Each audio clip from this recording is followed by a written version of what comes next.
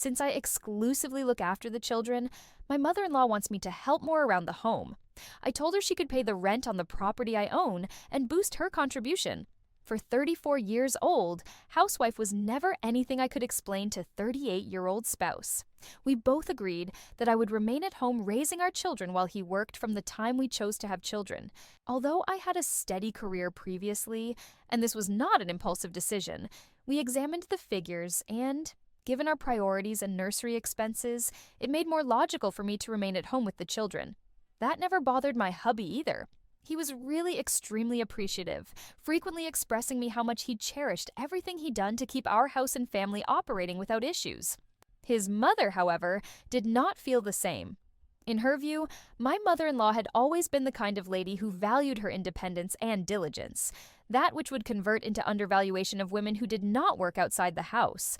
She treated me like a wealth digger from the start, disparaging remarks about my living at her son's expense, even though we had been together long before my husband started his work. She always managed to highlight my apparent lack of participation whenever we visited her. She also listed ladies she knew who found a balance between job and parenting.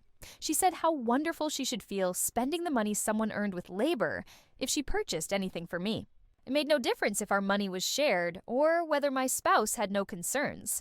My mother-in-law had already concluded I was a liability. She then advanced one step farther. When my husband returned home exhausted one evening, I saw something was troubling him. He hesitated for a bit when I questioned him, but at last acknowledged that his mother had phoned him earlier expressing some worries.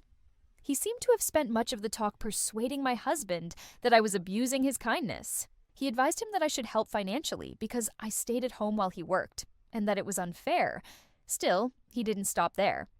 Actually, he advised me to start controlling my spending in order to inspire greater responsibility. To my astonishment, I had not dismissed him right away.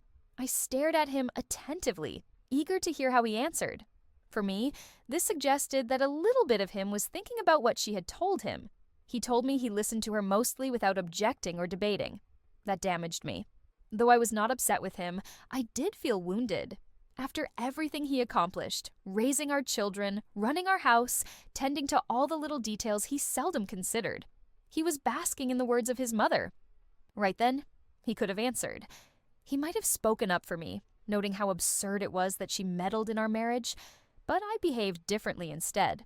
I let it fly, not because I agreed, but more because I recognized that letting my mother-in-law dig her own tomb was the best approach to manage her. I so merely nodded to my spouse to indicate that I understood.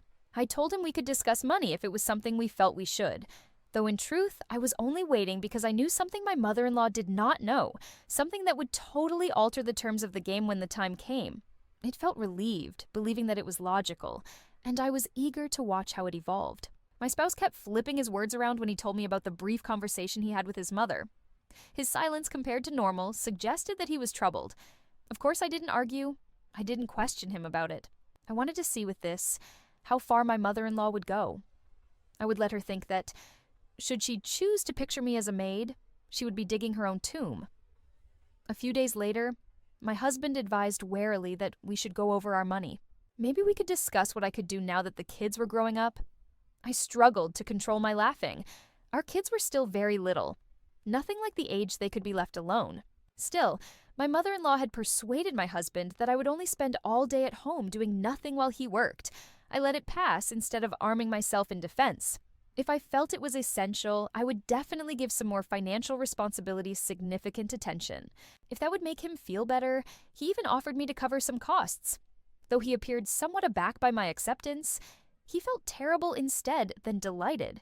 Most likely because, down below, he realized this was not his concept. That was manipulation by his mother. Still, he approved. He reassured me that this was just fair, not meant to discredit my efforts or penalize me. I just nodded and agreed, then watched. Thinking she had triumphed, my mother-in-law must have been utterly delighted. He suddenly became more audacious, making casual remarks about how glad I was that he at last understood he had to contribute. He even started implying little additional work I could perform from home.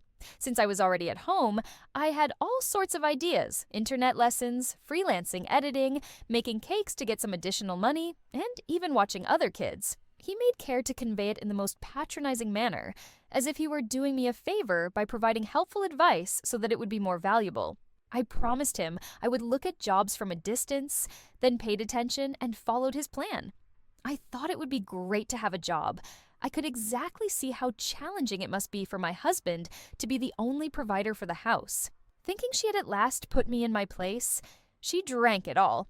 I knew nothing, however, about what was next. A few weeks later, I was visiting my mother-in-law at her home with my husband. She always managed to get the money out.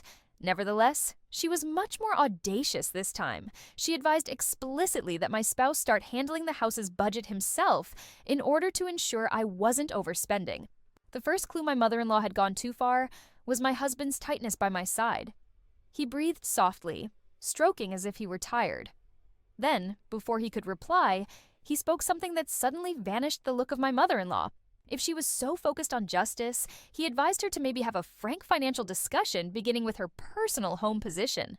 Blinking perplexingly, my mother-in-law, her anxious laughter begged what she meant. He didn't make it up. He reminded her that for years he had been happily living in my home without paying a single dollar of rent. He was always eager to criticize other people's financial status. He had never asked himself, however, as he did not believe he would have to pay for his own house. She still confused. Saying that it was different because she lived at her son's home, she discounted him. And then was the moment my husband delivered the last strike. "That is not his residence," he informed her. My mother-in-law's body was still. He glanced away from us. Shaking his head, he forcefully laughed and told him to quit fooling. He not laughed. He basically reiterated what he had stated, this time more forcefully. His residence was not the one. Never had it been his residence. Glancing at me, my mother-in-law inquired, "Who owns the house?" He told her the truth. I owned the home. He only stared at my husband with a weary gaze, but he seemed as if he were waiting for him to back down. The face of my mother-in-law was totally discolored, and he was silent. First in a long time. He had spent weeks labeling me a parasite, as if he were profiteering on his son's diligence, but all the while he had been living beneath my house without realizing it. Laying down, I watched and savored the moment I had been waiting for. Was justice what you were after? Now, however, I was going to have it on my terms. I continued staring between my husband and myself, hoping any of them would claim it was all a joke. None of them did, however.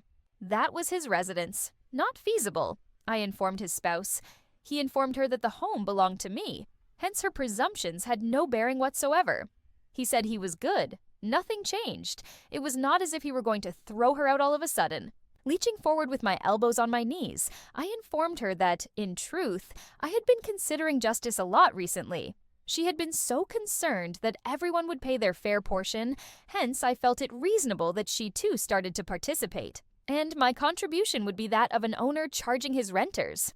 It's reasonable too. She responded by instructing me to quit making jokes. Though I did not laugh, I informed her I was not kidding. Given she was residing in my residence, it seemed reasonable that she started paying rent. Looking at my husband, she hoped he would step in, but he only groaned and turned his head to say it was the least he could do. It was time for donations, he informed her, and this would be one among them. She informed us she was family, so I didn't anticipate her to really pay her living rent for her own residence.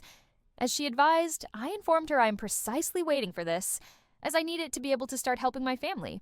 Already breathing unevenly, I stammered to clarify that this was different. She replied she was her mother, not a renter.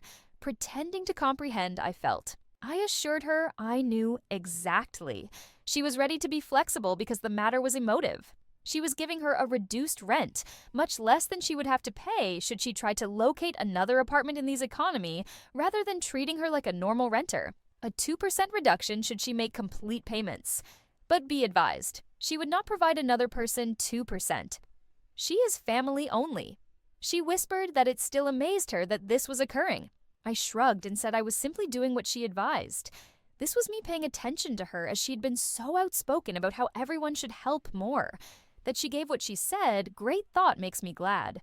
He explained he had not wished to injure, even if maybe he had been a bit strict before. He was only looking after his kid. He acknowledged that maybe he had misread things, and now he could see he was not actually benefiting me. I grinned, appreciating his at last awareness of this. I then asked him if he would like to set automatic payments or whether he would pay the monthly rent. Now that we had explained matters, he murmured he did not believe the rent was essential.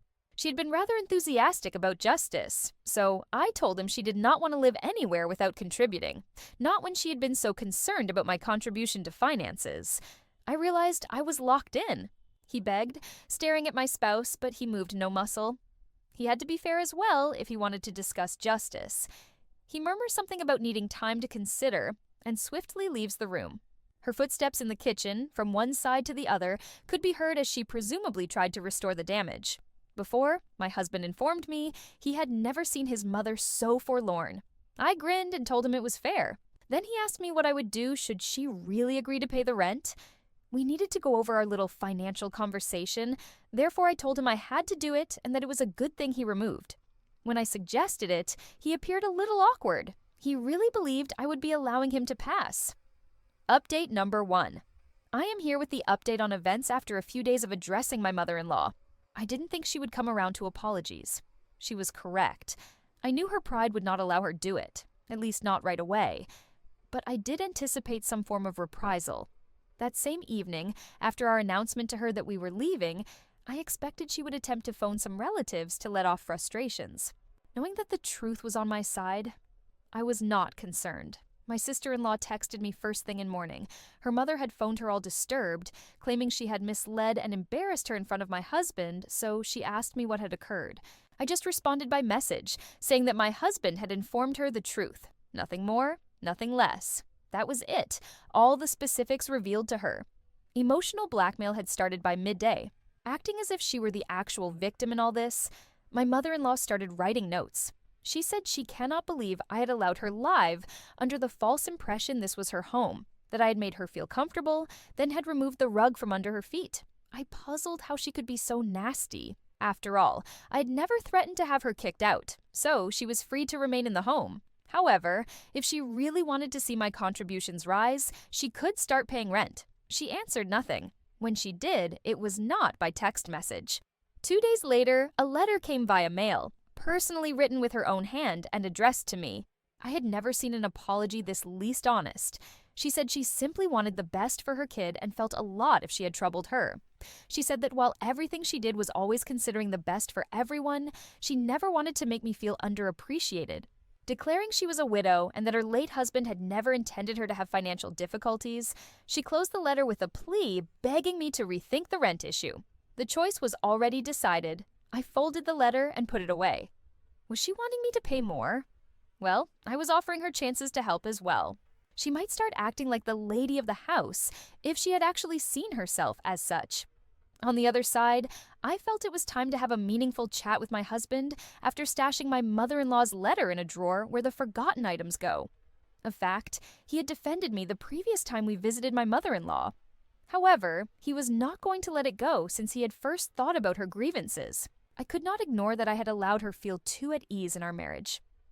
I seated him at the kitchen table that evening after bedding the children. I informed him I had been considering our finances and had decided it was time to resume working. If the issue with my mother-in-law was already resolved, he questioned me why I wanted to pursue that path. Since his mother was so concerned about my contributions, I reasoned that it would be fair to acquire a real job, one that would pay, one that would make it quite evident that I was not using him. He informed me he didn't have to do that because we knew our family was good since I could remain at home with the kids, and that we had previously decided this arrangement suited for both of us. Then, why had he allowed his mother discuss me as if it were maintenance? I questioned him.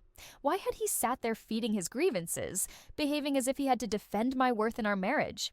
He acknowledged he had gone too far. He claimed he must have cut his mother off the first time he brought it up instead of letting it linger. I assured him he could do it again because he had previously allowed someone else into our marriage once and refused to let him leave so easy. I explained to him that trust went beyond just loyalty to know that your spouse would not let other influences shape your marriage. Though he had allowed her have an opinion, his mother had nothing to do with our money. He said he originally felt he was merely showing care, but he now saw he had been greatly controlling the circumstances. He said he despised having made me feel I had to prove myself.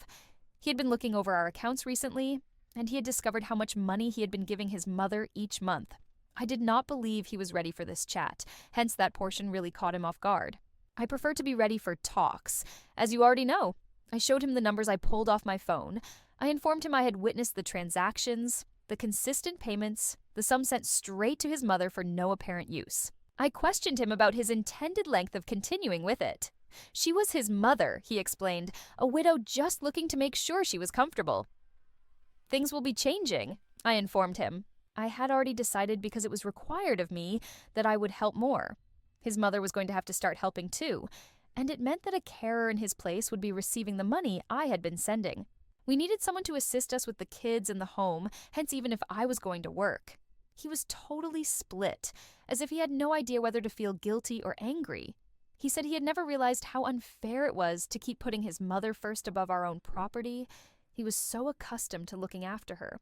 I told him I wanted to take care of the family, but his mother wasn't his in the same sense that our kids were. She had resided in that home for years, without paying rent, without lifting a finger, all the while berating me for, presumably, abusing him. I refused to let it go on. At last he said he was right, that he had been helping her, that it had to stop. Though you never know, I believed that we were at last in agreement. I have eyes to see. There are battles that require no shouting, just a silent look, a long enough wait. A truth revealed at just the right moment. People often say that women who stay home to care for their children are freeloaders, as if they add no value. But they forget. Value isn't always measured in money. Some hands quietly hold a family together, not with wealth, but with love, patience, and sacrifices no one ever counts. Her story is a powerful reminder that contribution doesn't always come in the form of a paycheck. Some women choose to stay home not because they're lazy, but because they're brave enough to put their children and families first. And for that alone, they deserve respect, not suspicion, judgment, or contempt. And when respect doesn't come from outsiders, it must at least come from the person who shares your bed. A good husband isn't just someone who comes home and drops off a paycheck. He's someone strong enough to shield his wife from outside noise, even when that noise comes from his own mother. She didn't need to shout for fairness. She didn't need to argue to prove she wasn't a burden. She only needed one sentence. This house belongs to me. And just like that, every careless accusation crumbled. This story is a wake-up call for anyone who has ever belittled domestic work, turned a blind eye to the injustice their partner faces, or allowed a third party to intrude on a relationship that should be built on trust and unity. Justice doesn't need many words, just truth and the courage to stand by it. And she did exactly that, with grace and strength.